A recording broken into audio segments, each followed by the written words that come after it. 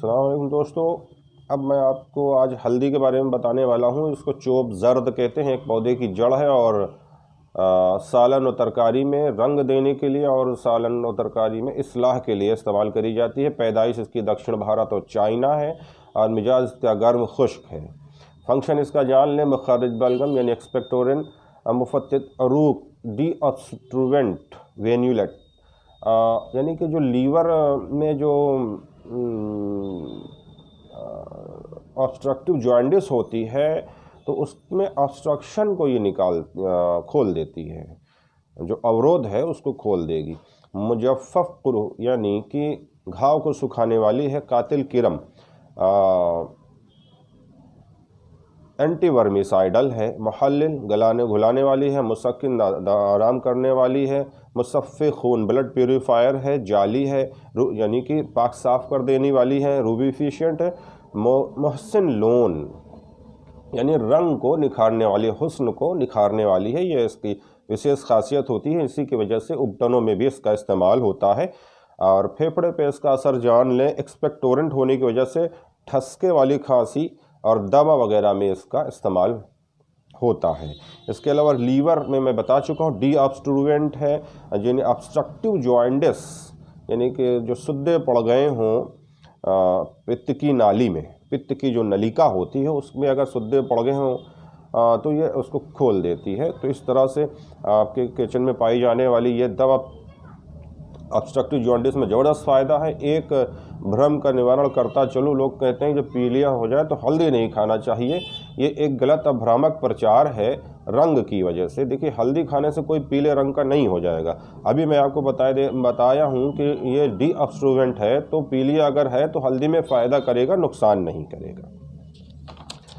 और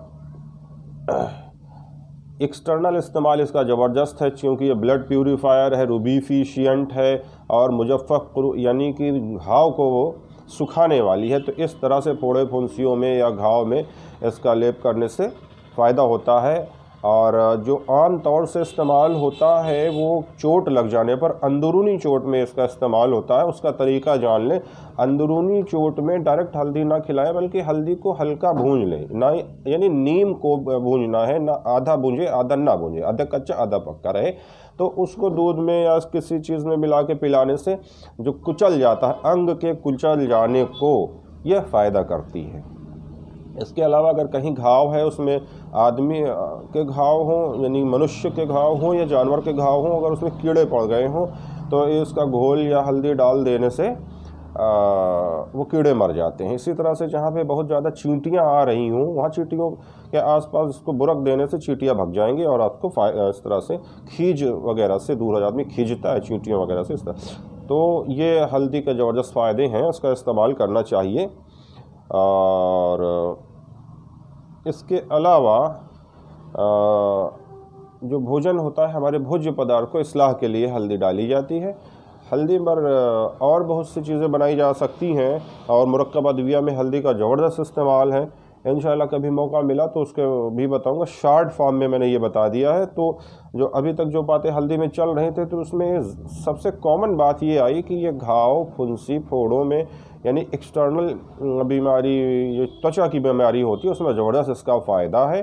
प्लस अंदरूनी तौर पर अंदरूनी तौर पर अंगों के कुचल जाने में इसका फ़ायदा होता है। तो इस तरह से इसका इस्तेमाल, बच्चे गिर गए हों, चोट लग गया हो, सर में गुड़म्बा निकल आया हो या कहीं पर इस तरह से अंदर आपको लगे कि खून जम गया हो, तो उस कंडीशन में इसका इस्तेमाल करने से फ़ायदा होगा।